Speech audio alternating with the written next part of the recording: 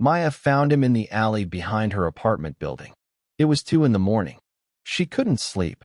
The usual reasons: student loans, loneliness, the strange feeling that she had forgotten something important. She went out for air. She found a body. He was young, mid-20s, dark hair, pale skin, a small scar above his left eyebrow. He lay crumpled against the dumpster, one hand stretched out as if reaching for something. His shirt was dark with blood. Too much blood. Maya dropped to her knees and pressed her fingers to his neck. No pulse. She checked again. Nothing. His skin was cold. His lips were blue. She had worked in a hospital cafeteria once. She knew what dead looked like. She should have called the police. She should have run. Instead, she grabbed his wrist and dragged him up the fire escape to her apartment. 4th floor. No elevator. She doesn't know how she did it. Adrenaline, probably. Or something she couldn't name. She laid him on her couch. She cleaned his wound. A deep gash on his side, like something had gone in and then been pulled out. She bandaged it. She talked to him the whole time. Nonsense words, because the silence was worse.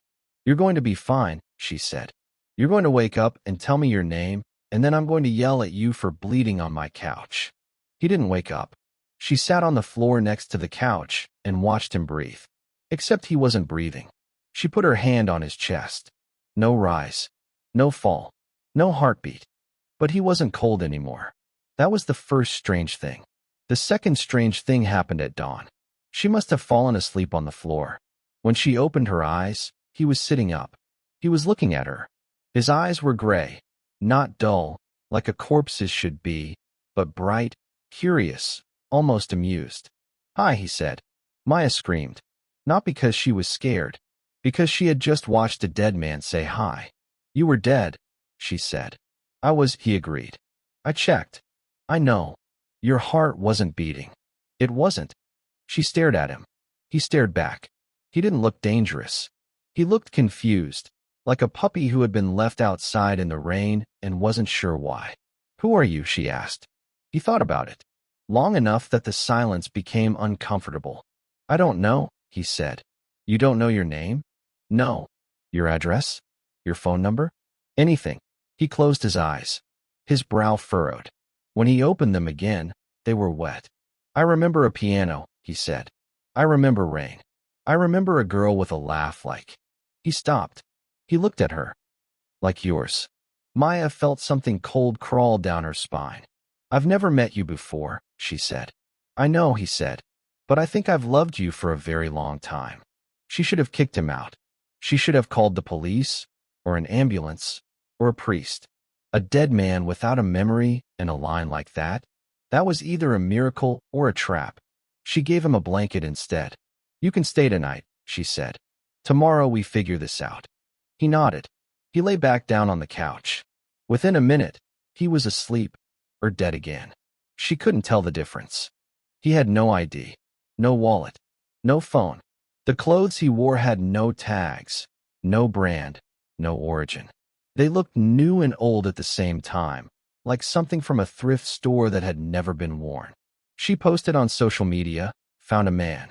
Young, dark hair, gray eyes, scar over left eyebrow. Anyone know him? No one did. She took him to the hospital. The doctors ran tests.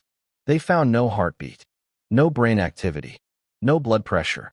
And yet he walked, talked, laughed at her jokes. One doctor called it the most fascinating medical anomaly of the century. Another called it impossible. He called himself nothing. Maya started calling him Gray, for his eyes. Gray learned fast. He could name every constellation in the night sky, but didn't know how a microwave worked. He could solve a Rubik's Cube in under a minute, but couldn't remember the word for spoon. He knew songs that hadn't been written yet. He hummed them in the shower, melodies Maya had never heard but felt instantly nostalgic for. The third strange thing was the dreams. Every night, Maya dreamed of a house. A small house, white, with a porch and a swing and a garden full of flowers she couldn't name. In the dream, she was older, happier, and Gray was there. He wasn't a stranger in the dream. He was her husband. They had a dog, a golden retriever with a crooked ear. They had a life. She woke up crying every morning. Not because the dream was sad, because it felt more real than reality. She didn't tell Gray about the dreams, but she could tell he was having them too.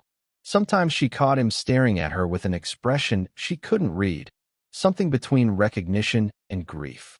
"Do you remember anything new today?" she asked him one evening. They were sitting on her fire escape, watching the city lights. He had been living with her for 3 weeks. "Sometimes," he said. "What do you remember?" He was quiet for a long time. Then he said, "I remember dying." Maya's throat tightened. "It was cold," he said, "and dark, and I was alone. But I wasn't scared, because I heard your voice. You were singing." "I don't sing." "You will." She wanted to ask what he meant, but something in his voice told her she wouldn't like the answer. The fourth strange thing was the photograph. Maya was cleaning out her grandmother's attic. Her grandmother had died 5 years ago, but the attic was still full of boxes, old clothes, old letters, old memories. Maya was looking for a lamp. She found a photograph instead. It was black and white, faded, cracked at the edges.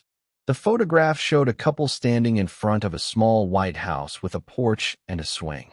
The woman was older, maybe 60, but Maya recognized her own face. The same eyes, the same stubborn chin, the same way of tilting her head when she smiled. The man next to her was Gray, not a look-alike, not a relative. Him. The same gray eyes, the same scar above his left eyebrow, the same lopsided smile. On the back of the photograph, in handwriting Maya didn't recognize, was a date, June 12, 1957, and a name, Arthur. She drove home in a daze. Gray was on the couch, reading a book. He had learned to read in 4 days, which was another impossible thing she had added to the list. "Who is Arthur?" she asked. He looked up. His face went pale.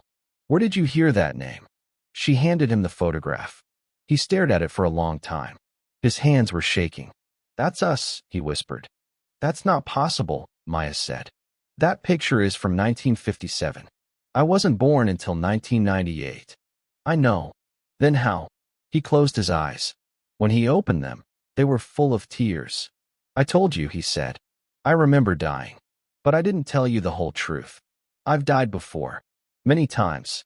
Every time I find you in a different life, and every time I lose you, I die.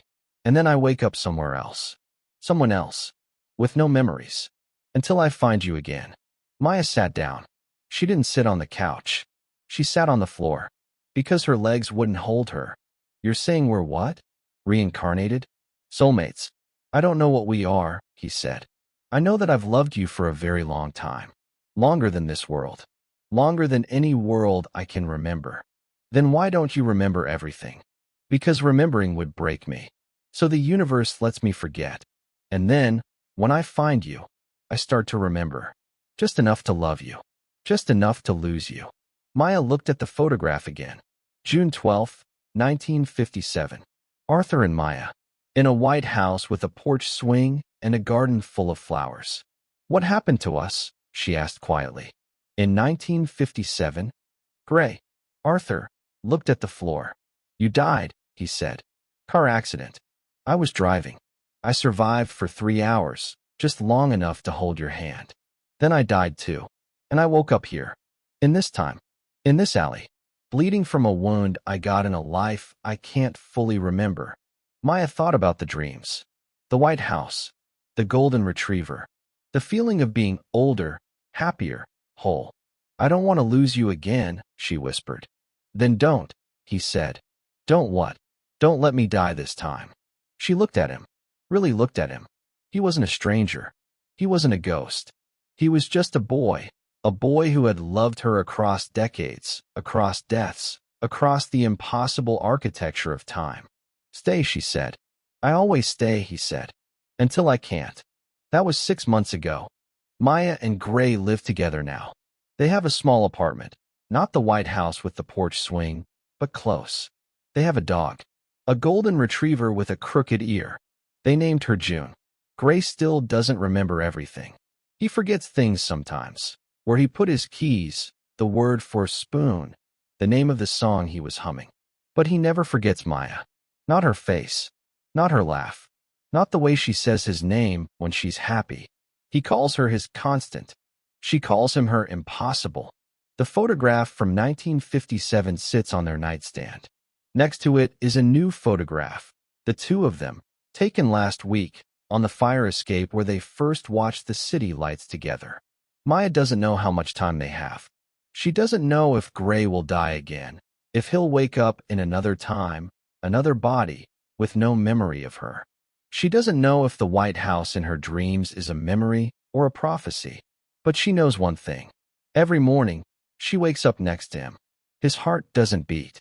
His chest doesn't rise. His skin is cool to the touch. And yet he opens his gray eyes and looks at her, bright, curious, amused, and says, "Hi." And she says, "Hi." And for now, in this life, in this impossible, inexplicable, borrowed time, that is enough.